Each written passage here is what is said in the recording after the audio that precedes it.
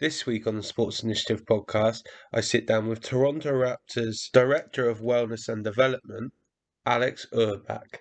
He discusses the key characteristics to mental performance and well-being, how individuals can challenge environments and leadership to fit their needs, as well as common denominators he's seen in elite performers. As always, if you enjoy this podcast, please make sure you share it with friends and family.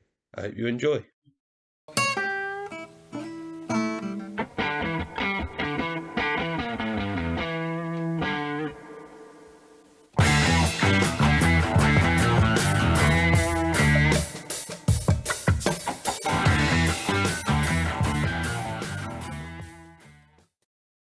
Perfect. So, Alex, really appreciate you jumping on with me. How are things your end? Are you all good?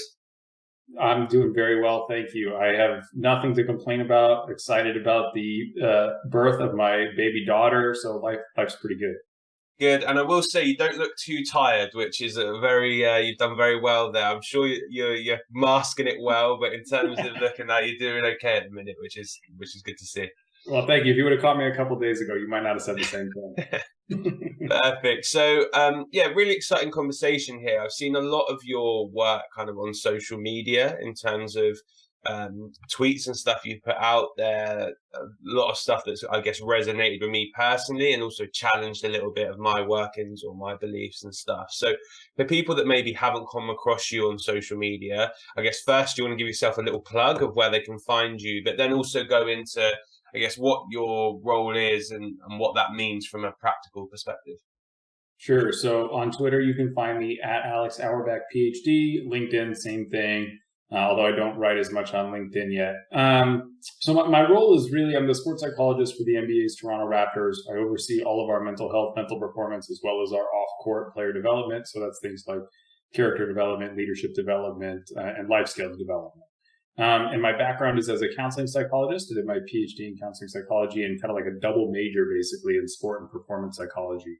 And I worked at the college level before I came here and was actually a former Division I football coach as well. So I had my hand in several different roles in athletics and really found, my kind of niche, if you will, in this intersection of health and high performance and kind of an emerging, I don't know how to describe it, like space between kind of niche, right? So understanding the interactions between, player and team and coach and organization, team and organization, how the dynamic interplay of sport that translates into any organization, figuring out, like how do these things work together? How can they help or hurt one another? And how do we promote kind of health and high performance from the highest level? So that's, the gist of my work. I try to write things that do challenge some of the status quo. I don't want to over-index too much on pop psychology and try to keep things grounded in the data and be, a rigorous scientist with my own personal bend and critical thinking. Yeah, no, one of the bits I guess is interesting for me on that pop psychology bit that you mentioned was around the reading of facial expressions and stuff or body language and how that's very pop culture. So yeah, for anyone that hasn't seen that, I definitely recommend it to go and have a look because it's quite interesting. I guess from the top, you obviously mentioned kind of two strands of having that counsel or counselling hub initially, and then obviously the sports side alongside it. So if we look at it from a counselling point of view first, how does that differ, I guess, from a practitioner level to what is then necessary for high performance athletes, and what strands are the same and carry across? Yeah, great question. So I guess to back up and sort of give the big picture, the way I view sort of mental health and mental performance is one big continuum from illness to flourishing or high performance, kind of whatever you want to call it. And so, counseling in mental health is really about that one side of the continuum, right? Helping pull people out of psychological distress and into a general place of well-being and sort of right? Contentment. And then the mental performance is really about how do we get from there to consistent success, consistent peak performance. And in my view, everyone is a performer, right? We all have something where we have a goal, we care about the outcome, and the outcome is dependent on how we do. That's sort of my definition of performance. So that can be, parenting, playing a sport, working, but not everyone is cares about sort of reaching peak performance in every domain. And so I'm just lucky to work with some elite athletes who are really invested in that. And so, sort of at the core of that, like the middle of that, and sort of how I view it as a pivot point maybe, is this idea of wellness. And I believe there are kind of 7 core characteristics that live at that wellness intersection that facilitate both well-being and high performance, can help us sort of stave off psychological distress and maintain our excellence. And so I try to work a lot in that space. Teaching those core skills, I think, is really important. But the counseling training allows me to work, really deeply with things like anxiety or depression or relationship issues, right? Things that, even the best athletes in the world are experiencing. And then, the second branch of my training allows me to really do things that optimize the human experience. Are you able to discuss those 7 strands just so we can get an idea? I know I'm putting you on the spot a little bit here. But... No, not at all. Yes, I'm happy to discuss them. I just try not to be too long-winded. So I guess the 7, kind of in a nutshell, for me, the first is self-awareness. So, understanding who we are, what motivates us, what our needs are, knowing what sort of like pushes us in particular directions, ranging from how does sleep impact our cognitive functioning to how do I impact other people. Humans have obviously evolved this incredible capacity to regulate one another's experience. And so having an awareness of how you impact others and how others impact you, I think, is really important. And so that's dimension 1. Dimension 2 is stress management. I kind of tend to think more of stress optimization, but it's this idea that like stress on its own is actually not harmful as long as you leverage some recovery practices. It's consistent stress with no recovery that ends up being problematic. And so when I think of stress management or stress optimization, I'm really thinking about how do we use the stress we feel effectively, and how do we do some recovery, which is a perfect blend into the third, which is recovery, right? So sleep, active recovery, non-sleep, deep rest, right? These different things that we could do to restore our energy, restore our focus, is really important for both, making sure we feel well and also making sure we perform well. The fourth dimension is resilience. So how do we respond to the day-to-day adversity as well as the big adversities we face in our life? What resources can we draw upon to help us cope with those difficulties? Who in our network can help us manage those difficulties, I think, is really important. The fifth dimension is social support. And so that's, for me, both team support and broader social network. And what I mean by that is, like, in our performance domains, we often work as part of a team, right? So even myself, although I'm not a player, obviously, I have a team. I have a team I manage. I have a team I'm part of in the executive team. And how we all function and interact does impact my performance as well as how I feel about going to work. And then I have a larger social network that sort of gives me a boost in other areas of my life, right? Allows me to explore my identity outside of work, offers support or different perspectives, gives me a place to recover and recharge. And so I think that's a critical dimension. The sixth is mental skills. So, if I'm thinking solely about the mental performance side of my world, it's these skills that might have ordinarily sort of lived there that actually turn out to be really helpful in our day-to-day lives. So things like managing our self-talk or mindfulness meditation or practicing imagery or setting goals, these things actually do help us feel better too, not just perform really well, but also feel better in our life to, create a sense of mastery, to create a sense of internal control, these things that are really important. And then the final dimension for me is play.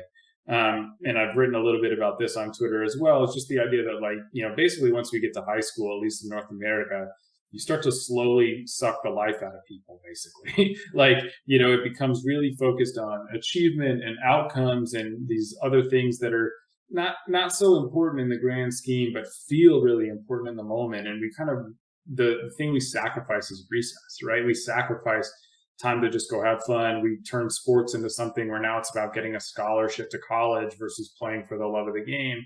And I think, to maintain both your health and high performance over the long term, you have to have a place you can play, right? Something that you are motivated to do, something that's self-guided, self-directed, creates a sense of mastery, allows you to experiment and explore and try new things in a low consequence environment, and is intrinsically motivating and meaningful for you.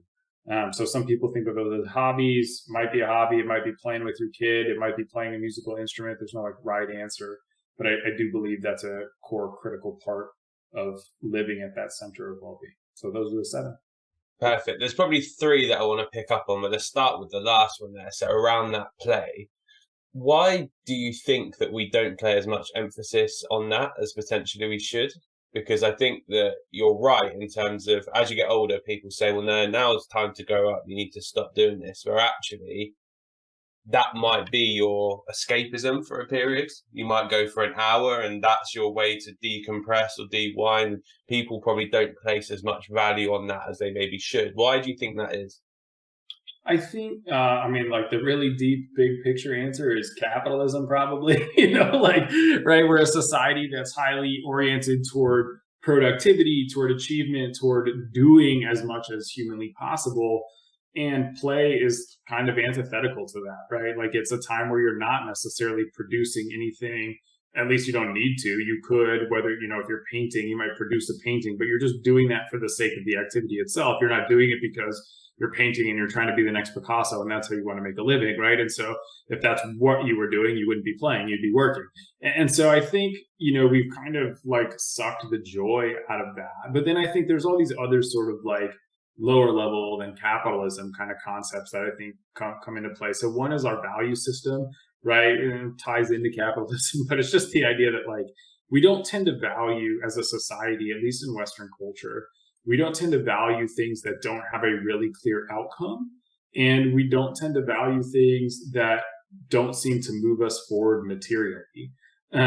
So that's why I think sleep also gets kind of like shoved by the wayside, right? There's not a clear outcome of sleep other than like what we know the good things happen in your brain are, but people can't see that, they can't feel that or touch that. And so it seems sort of nebulous and not important. And I think play is kind of similar. And then I think, as society has gotten, I think, progressively more like competitive, and people have come to value certain types of work or roles more than others. I think play has been sort of the thing that's been squeezed out, right? People have prioritized, again, achievement and valued achievement, whether that's producing something or not. They just valued that reaching a higher goal over, doing something that's intrinsically motivating.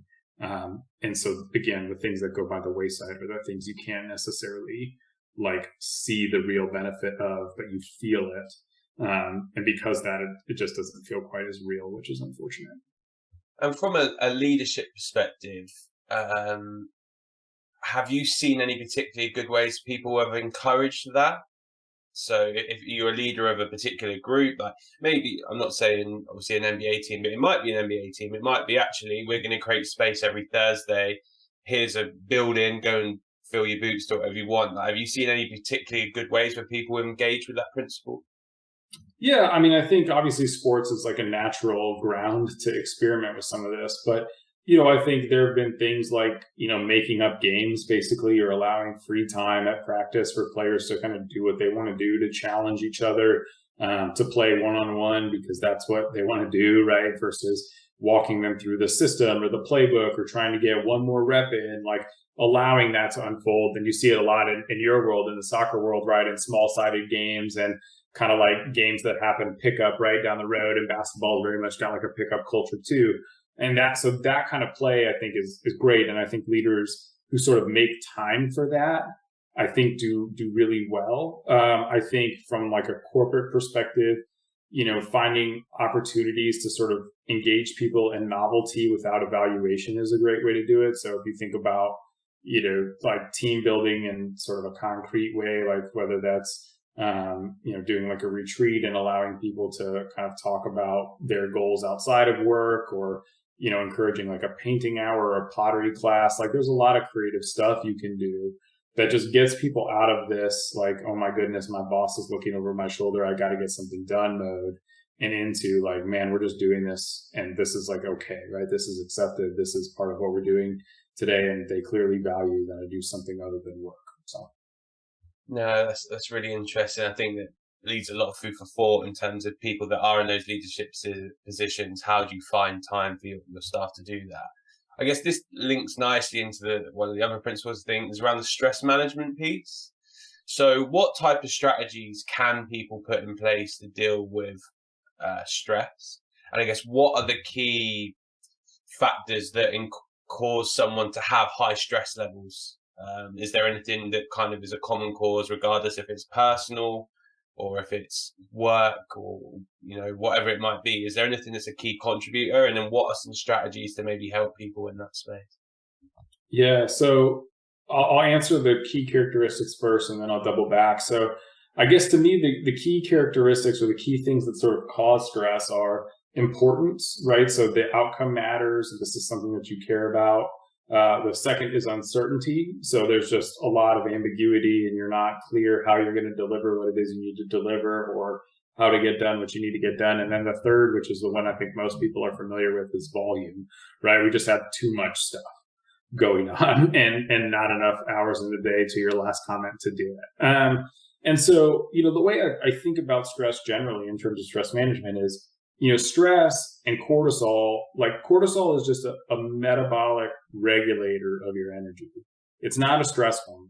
It's just your body getting you ready to do something effortful. That is all that stress is. It is just your body mobilizing resources for you to do something effortful. Maybe it's achieve that important outcome or resolve some uncertainty or take on some of the volume, right? But we've sort of like created this narrative that all stress is bad. And so I think that's one part of the problem, right? That's one part of the stress management equation that I think we've actually gotten wrong. We've sort of turned stress into the bad guy. And the reality is like with no stress, you would die, right? We all need some level of energy and activation to do the things that we need to do. And so again, in and of itself, stress is actually not inherently harmful or even something that needs to be managed. But, if you let any of these three dimensions run rampant or you don't do any recovery, that's when it gets a bit overtaxing, right? So if you think about it from an energy perspective, your body mobilizes, you do the hard thing, and then you don't recover. And you do the same thing again, right? You mobilize, you do a hard thing. Well, each time, right, you have less and less energy to draw from. It'd be like going to the gym and doing bench press every single day. Like you can do it 5, 10, maybe even 15 days in a row, but eventually you're going to tear a pec, right? Because you didn't do any recovery. And the same thing is sort of true with like the burnout phenomenon and some of these other things. Eventually, you're just not going to be able to mobilize those resources because you haven't replenished the resources. And so I think it's really important that people recognize recovery is not time away from something you need to do. Recovery is an investment in your future performance. And if you can start to frame recovery in that way, then the biggest thing you can do to manage your stress is just make time to replenish those resources, right? Eat well, sleep well, exercise, hydrate, spend time with loved ones, journal. There's a lot of things you could do that activate that recovery, walk in nature, yoga, meditate, like the list goes on and on, honestly. Like if anything that sort of restores you works well, but you have to make time to do it. Otherwise, the stress gets to the point where we feel like we need to manage it, which is when it's sort of already too far gone, right? We haven't done the things that we need to do to keep stress functioning for us. And of course, there are outlier events, extreme acute stressors that don't fit into this category. But by and large, like the day-to-day stress we're talking about, this is sort of the way to do it. And so, I just named for you a number of strategies I think people can leverage to help better manage their stress. And in terms of the high volume piece, which is probably something that can resonate with a lot of people where you feel overwhelmed or overworked, how can you go around having that recovery, but understanding the level of sustainability of that? So if I look at it as you've got a deadline coming up on Friday, it's unavoidable that I might be doing 18-hour days to get this work in. Is there anything I could do the week before that deadline to give me optimization, knowing that I'm going to go through a heavy period, but at the back end of it, actually, I can then have more recovery there? Or is it that you still have to find time in and around that 18 hours to fulfill those bits that you just said? Yeah, I mean, you can certainly do things like, prep for that long week, right? Like preparation and adequate practice going into that week will help make it a little bit more predictable. And I would encourage prioritizing the sleep in the 6 hours you have left in your day, right? So I think it would be important to just make time for recovery after that sprint, right? You can get through a 1 week period of pushing really hard. It might not be pleasant, but you can do it as long as there's recovery on the back end. it's doing that repeatedly that causes a bit of a problem. But the other thing I would sort of like encourage or push people on, and this is something that comes up a lot in the work I've done in the corporate space, is this notion that everything is important. And like the reality is that's just not true, right? But everything feels important for whatever reason, right? Our boss tells us this meeting is critical. Every deliverable feels like it's the end of the world. But in a lot of regards, most of the stuff we do at work is kind of like the work we did in college, right? Like, I don't know about you, not a single person has ever asked me about a grade I got on a test in college. And similarly, I can't think of a time that anyone's really been like, hey, could you tell me about deeply the outcome of that project that you did 5 years ago, right? Like, people sort of keep moving forward. And so I think it's important to keep perspective on that and to really recalibrate around what is it that is really important here and why are you doing what you are doing. And if you can find things to let go in that 18-hour day, so it becomes a 17 or 16-hour day, by recognizing like this might not be the most important thing, I think that's also an easy strategy that you can incorporate. And it's really about figuring out kind of where are the opportunities to do good work without doing great work, right? You want to do good enough without worrying about everything being, taking a 90 to a 95 or a 95 to 100. Like, don't let perfect be the enemy good enough kind of thing. Be the enemy of good enough, excuse me. And then I think, in these periods, like, you have an opportunity to practice some skills, right? So you've got the chance to think about this as an opportunity to learn something about yourself, to challenge yourself, to leverage a strength, whatever it might be. And working through that appraisal, right? Turning the stress into a challenge is one good way to sort of keep your energy up and engaged during this more intense period.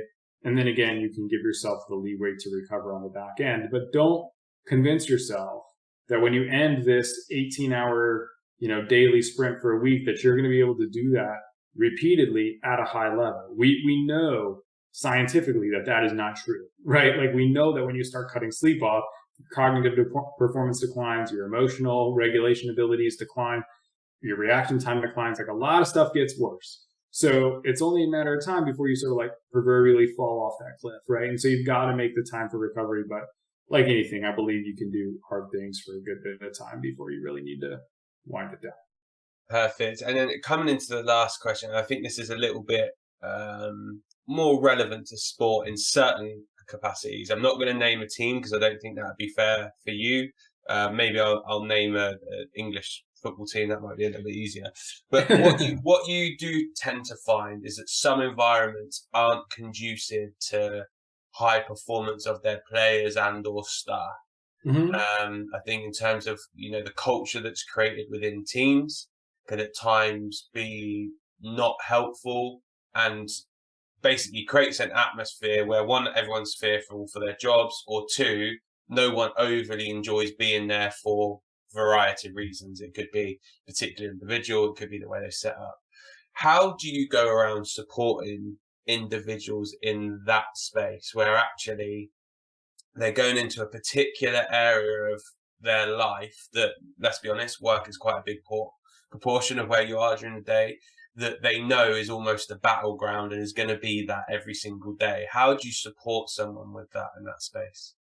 That's a wonderful question, and I don't even think I need to name names because that's very common, right? That's a common experience in elite athletics for several reasons, right? Pressure, there's a lot of money involved. People want immediate outcomes and gratification, several systemic issues that create that. But I guess there's two dimensions for me when I'm thinking about how can we solve this problem. So the first is, tapping into why you got into the work that you got into in the first place and keeping that top of mind, right? So most people who enter sport as a coach or as a support staff member, there was a genuine interest and passion for helping athletes get better at the time. That's sort of like the common thread, right? And so if you can tap into that, remind yourself why you're here, why you're doing what you're doing, step out of some of the kind of political gamesmanship that's inevitable in these environments you're describing where people are just trying to survive and sort of advance their own agendas or needs.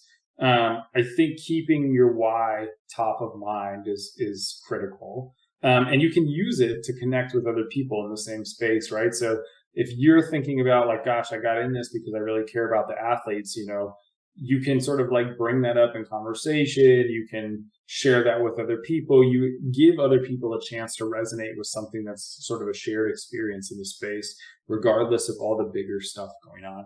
The second one is one I've gotten into a lot more recently. And I don't have it perfectly mapped out of my mind, but I'm going to take a stab at it if that's okay. And it's the idea of niche construction. And the concept comes from like evolutionary biology and cultural evolution. And it's the idea that like organisms in their environment actually can reciprocally influence and change their environment to make it work for them without it having to be these like really sweeping changes. So some good examples are like ants that build hills, right? Or bees who build hives. They've come up with creative ways to allow themselves to do what they do in whatever environment it is that they're in by simply constructing something new. And I think people do that. We have good data that people do that from the time they're born, right? So you come out and you cry and you see if your parents respond to you well, or if they don't respond to you well. And if they respond warmly and kindly and positively enough times, you learn that crying will get you at least one of your needs met. And if they don't, then you might learn over time not to cry, and that'll create some different dynamics for you, right? But that's a very like elementary example in the human experience. But as we get older, you know, we've, especially in sport recently, you know, really emphasized like culture and environment. And I think for good reasons, right? Like the environment does play a huge part in how we feel and perform. But I am starting to worry that we've over-indexed on culture and environment as like this sort of like end all be all nebulous thing we really have to get right. And we might be minimizing the potential for people to figure out how to make the environment work for them. And I want to be clear that like this is not about cruel optimism, you know, this idea that you can fix the world by yourself and, you know, global warming can all get solved by you recycling. That's not what this is about. But it is to say, you know, you probably have more influence than you think or feel. And so you too can change how you respond to people when they do a certain thing. And you can essentially like reward or punish behavior, right? Based on how you respond. You can choose to zag when everyone's zigging. You can, you know, take the extra time to sleep, right? And not, you know, drag yourself in. Someone can ask you to come in at 7 and you can say, gosh, we got in at 4 a.m. last night. Do you think we could push that to 9? Like there are things that you can do to sort of push a little bit the environment in the direction that you need it to go. And I think in sport, unfortunately, people just sort of like go along to get along. And so they don't really ever shape their environment for all these fear-based reasons we've touched on. But I think, you know, this idea of you can kind of construct your own environment or shape your environment to work for you, I think has tremendous potential to help people. So yeah, I think a really interesting concept around that. I guess my one challenge would be, how do you cope with a leader who can be inconsistent? Because if you could imagine over an NBA season, for example, you might act in a particular way or push back in a particular way on the Wednesday after winning, or Tuesday night, wherever you have. And then a similar scenario props up on the Saturday, but you've lost Friday, and all of a sudden the feedback you get is very, very different. So how do you deal with it in terms of the inconsistency of maybe the leadership individual and how that can affect the person? Yeah, it's a great question. And again, like this is where some of the power dynamics in sport and, you know, how power makes us less sensitive to other people kind of plays a part. But I think there are a couple of things, right? So one is, like anything, you got to pick your battles, right? You're not going to win them all. And I think, again, like with culture change or environment change, people tend to think about kind of global reform, right? Like we need to change the values and rebuild the culture from the ground up. And like that might be true, but it might also just be that you need to change one thing right now. And so, you know, to simplify it, it's like keep the main thing, right? It doesn't mean it's going to happen 100% of the time. It might happen once, and then it might be 3 months, and it happens again, and then it happens again. And that's progress, right? And so not to get too bogged down, right, as a support staff member or a member of any organization in the inevitable highs and lows of the sports season. Like you take an NBA season, it's got 82 games. You're probably going to lose some, right? And so to react to each of those as though it's the end all be all, again, like I don't think anyone's really looking back to the games that you played in the early season if you're in the playoffs. If you're not in the playoffs, maybe it's a little different. But even then, they're probably still looking at the end of your year, right? People are looking at growth over time and how does it progress. And so, all that's to say, like, keep perspective. You don't have to fight every battle, but don't, be afraid to stand your ground a little bit if you think it's realistic, particularly from a recovery perspective, right? So I think people are starting to tune in a little bit more to the importance of recovery. People are not machines. And so, I think it's about finding the language to be able to have these conversations effectively, being able to talk about recovery as an investment, being able to talk about maintaining performance over the long term versus trying to grind it out right now, and really sort of like tapping into the potential of long-term growth over short-term comfort kind of thing. And I think if you can do that, you can be successful. And again, it's not going to happen every time, but that's not the goal really. The goal is to have some small wins, to try to make these subtle changes, and to ultimately shape it into what you need it to be.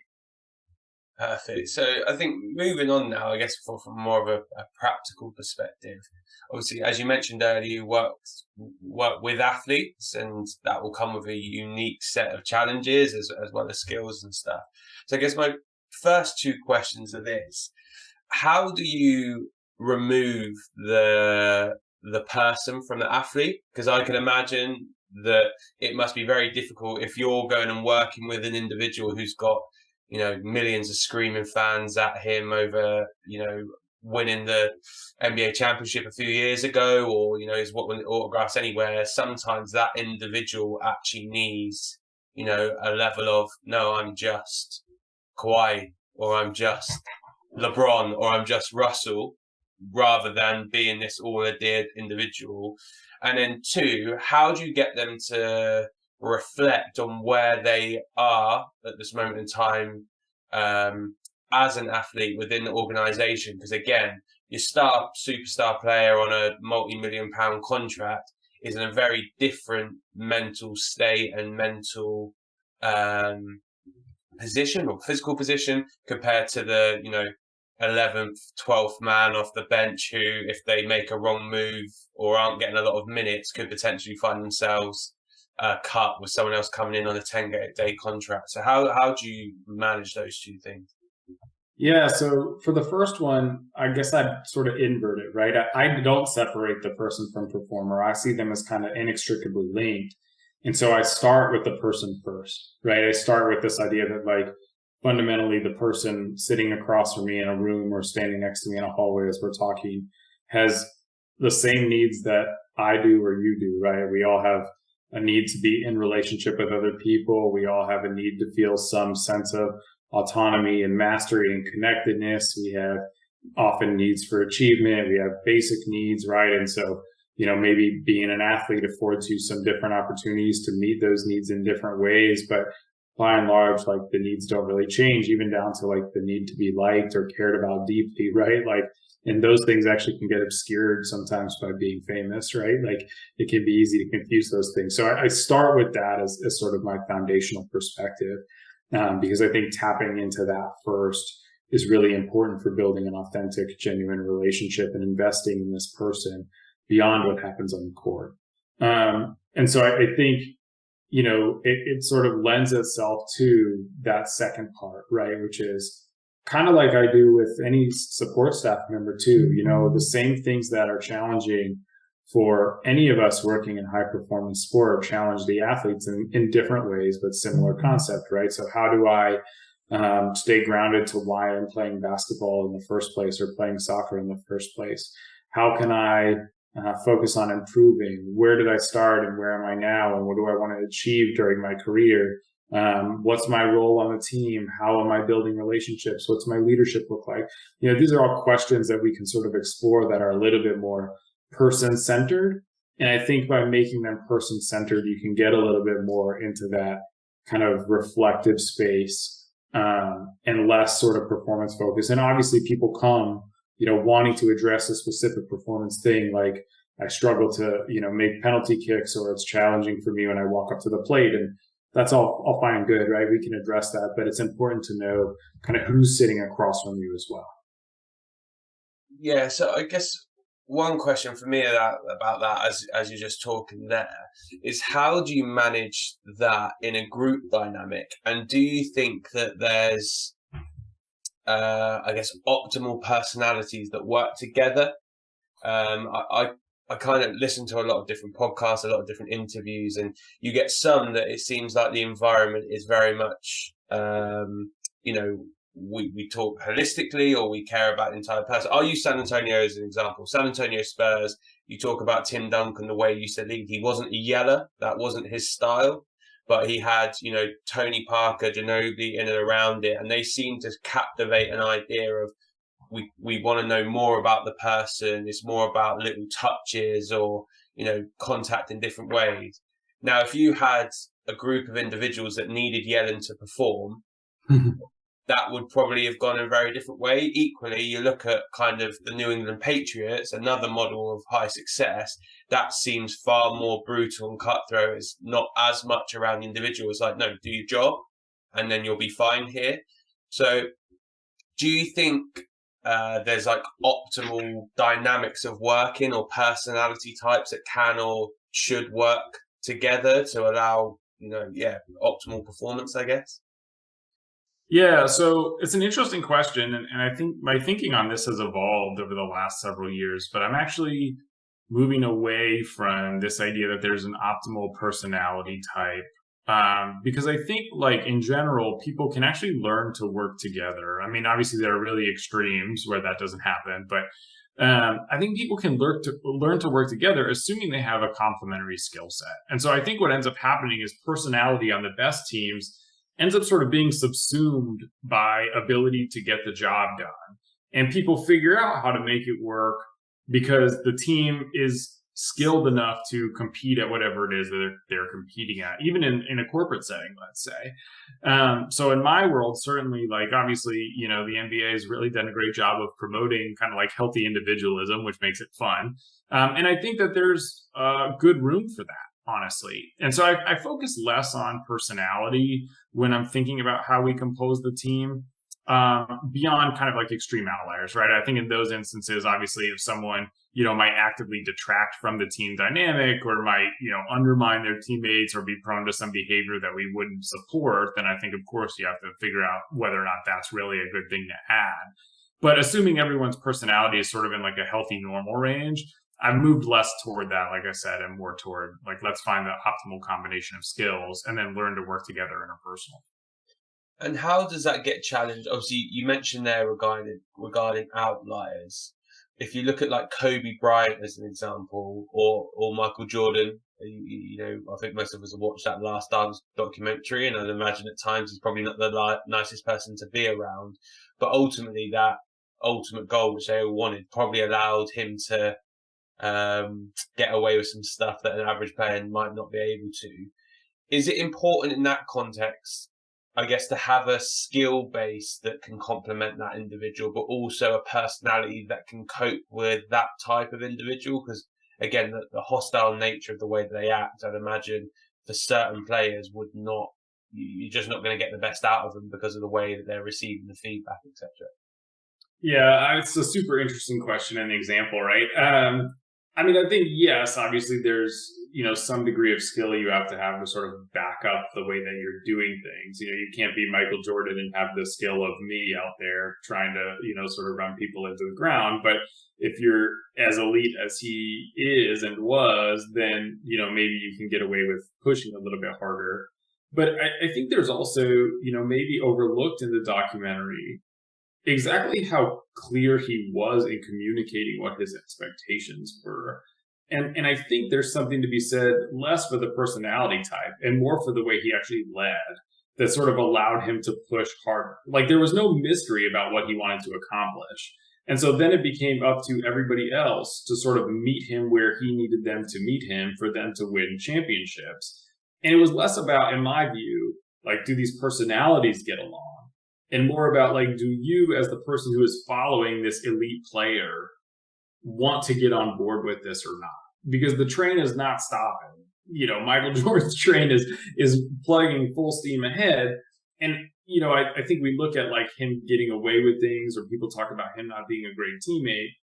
I think he might have been a hard guy to work with, but I don't know that that makes him a bad teammate. And I don't think that having high expectations necessarily means, um, that it's your job to make everyone else feel comfortable, right? Especially not in these really elite settings. So I don't know. I'm less convinced that it was important for his other teammates to feel or behave a very specific way to work with him because of how he handled things. But it's a really interesting question. I don't have the answer. I'm just sort of thinking out No, I think it's interesting you said the communication piece as well.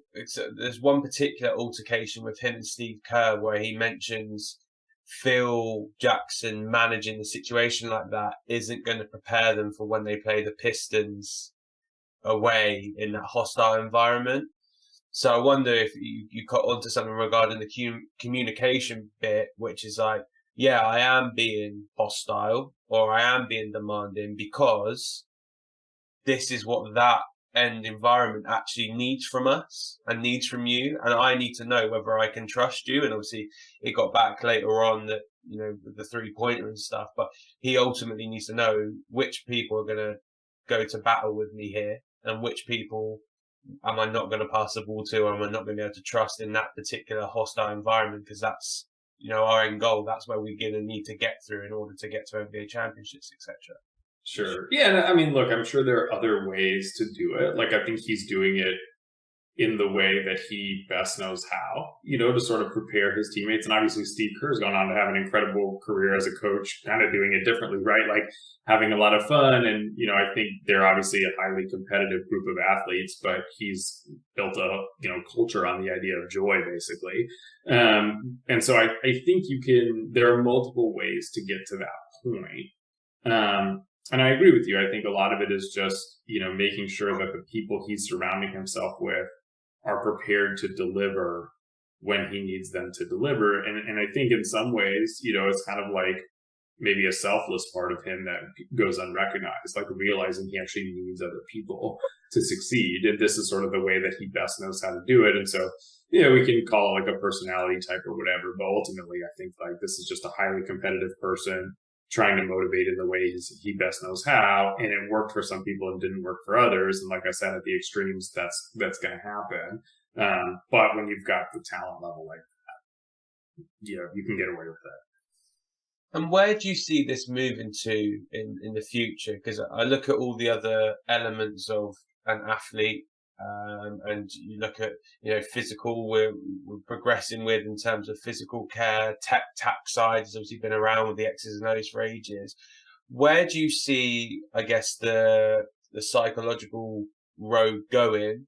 And do you see that there's any pillars that we're able to put in place with, with younger participants that allow them to, I guess, one, be more holistic in their approach to sport, because I think that's important, but two, also provide them with strategies that if they do make it to that top end, they're better prepared mentally to go through the rigors of whatever that looks like. Love these questions. So I'll go in order. So I think, the future is probably somewhere around understanding the interaction and the space between individual, team, and organization. So some people would call that the environment. I think it's like environment plus culture plus this kind of like synergistic interaction effect, right? But like we're hopefully going to get away from this idea that mental health or mental performance, solely lives within an individual, right? Like the circumstances and context that we operate in have a really big impact and influence over how we think, feel, and behave. And so I think in the future, the best teams are going to appreciate that.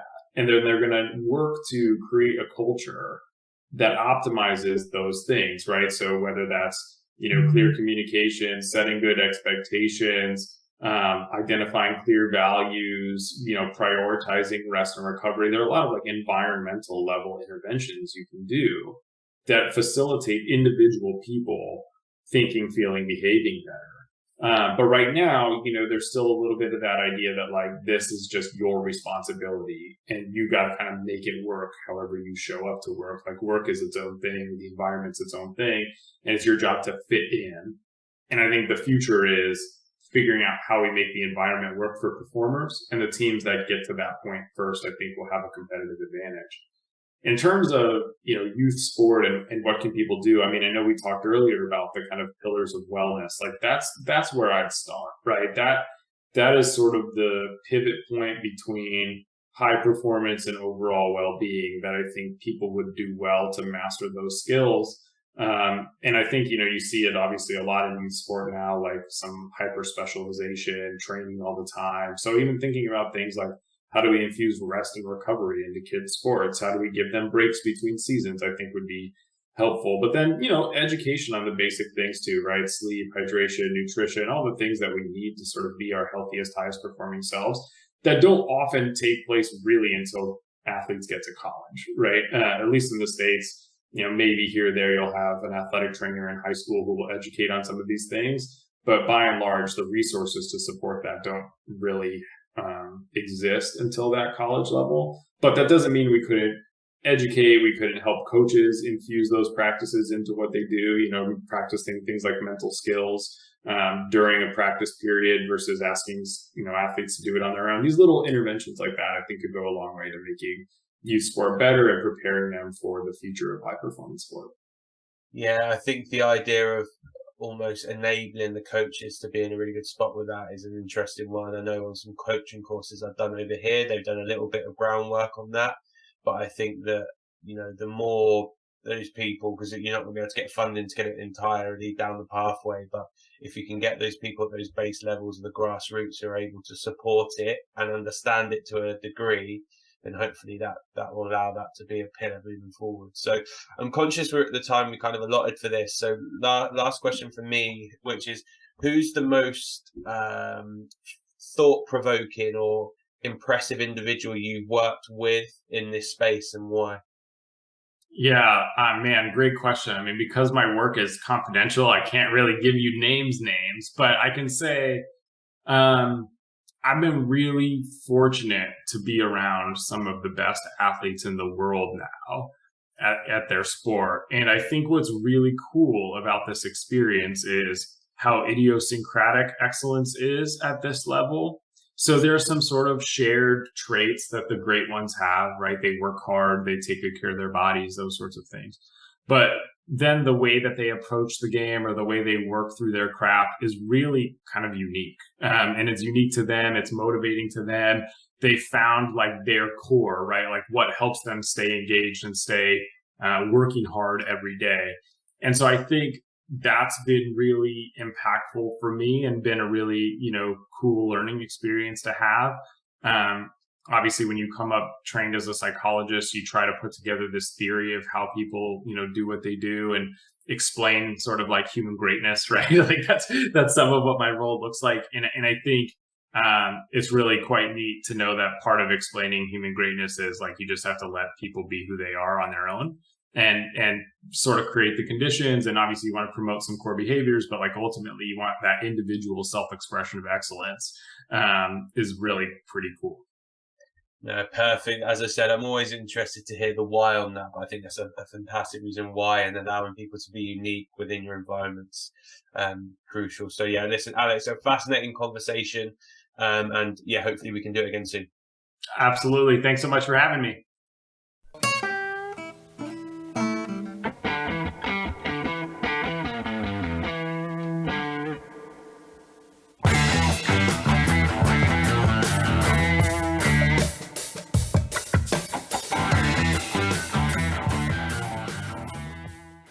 Thanks for listening to the Sports Initiative podcast with me, Michael Wright. Please remember to follow us on Twitter, Facebook and Instagram at the Sports Initiative Podcast, and share this podcast with friends and family. I'll see you next week.